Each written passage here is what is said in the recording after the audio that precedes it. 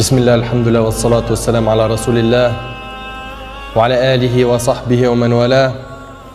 Rabbi shrah li sadri wa yassir li amri wa hlul 'uqdatan min lisani yafqahu qawli. Et j'ai envie de vous raconter une super belle histoire qui a été racontée par un de nos savants contemporains. Wallahi al-azim, qu'elle est très émouvante. C'est l'histoire d'un homme qui a dit à sa femme: et si on allait manger dans un restaurant? Elle lui répondit: non, je te propose plutôt d'aller le demander à une autre femme. Moi, je ne mange pas au resto avec toi, va manger au resto avec une autre femme. Il s'étonna, il lui dit: je t'invite à manger et tu me dis de sortir avec une autre femme? Mais comment ça? Je ne suis pas de ce genre d'homme. Et quelle femme tu parles? Et de quelle femme tu parles? Elle dit: ta mère. Imagine la scène. Ta mère, je renonce aujourd'hui à ton invitation pour que tu invites ta mère. Ça fait longtemps que tu ne l'as pas invitée à manger ou à se promener, sors donc avec ta maman. Il lui a dit qu'Allah te récompense. Et il a tout de suite appelé sa mère et lui a dit: maman, prépare-toi, je vais venir te chercher en voiture et on ira manger et se promener ensemble. Sa mère ne l'a même pas cru. Sa mère ne l'a pas cru. Elle lui a dit: c'est vrai? Il lui dit: oui, par Allah. Viens aujourd'hui, on va manger ensemble. Entre nous, billah alaykum. Qui d'entre vous parmi les frères mariés a déjà fait ça avec sa mère? Et effectivement, ils allèrent ensemble au restaurant. Et la mère s'est remplie d'amour, de joie et de bonheur. Pour elle, c'était un beau rêve.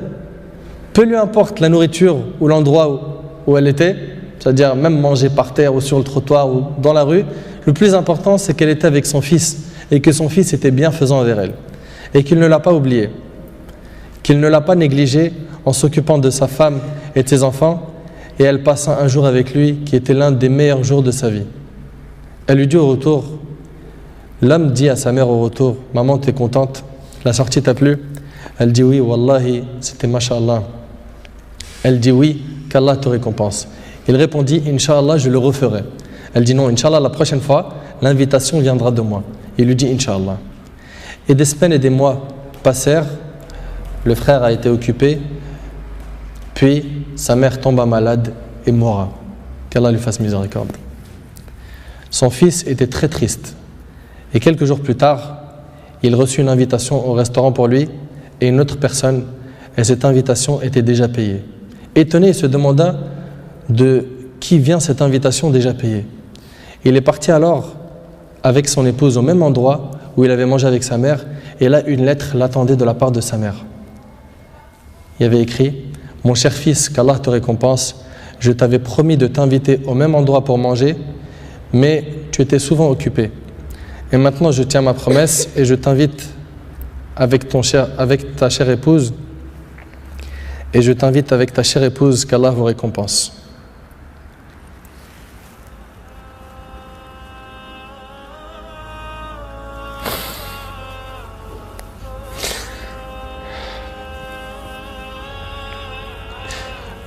Wallahi mes frères, la valeur de la mère, elle est très sacrée. Faut pas la mettre en colère. Cette histoire d'amour entre cette épouse et sa belle-mère est magnifique. J'espère que nos frères et sœurs vont tirer des leçons de ce genre d'histoire d'amour entre les épouses et les belles-mères et d'essayer de reproduire ce qui s'est reproduit dans cette histoire.